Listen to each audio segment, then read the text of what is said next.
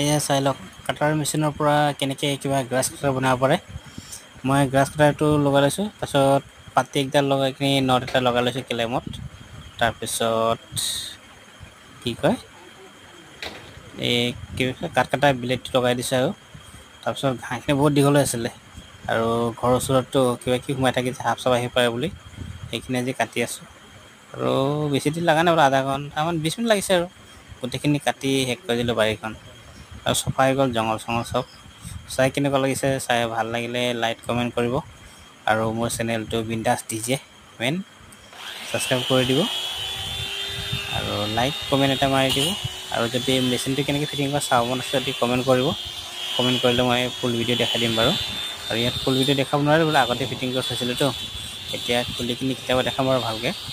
তাৰপৰা কেনেকৈ কি কৰিব লাগে যদি জানিব মন গৈছে কমেণ্ট কৰিব, মই ফুল ভিডিঅ' দি দিম বাৰু আপোনালোকক। তাৰপৰা গ্ৰাছ কটাৰ মেচিনৰ কামেই কৰিব, কিন্তু লাইনৰ তাৰটো ভালকৈ ল'ব লাগে, দীঘলকৈ ল'ব লাগে অলপমান।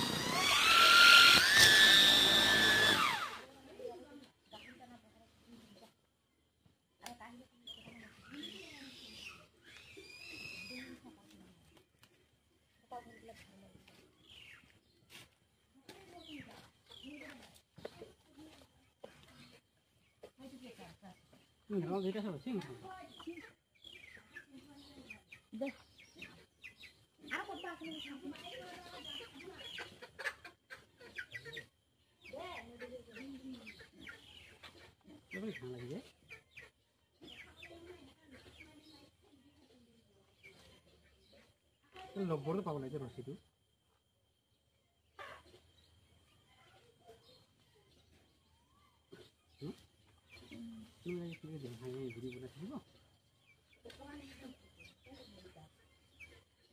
মোবাইলটো বেৰা বেৰা কৰি পঠলি কৰে।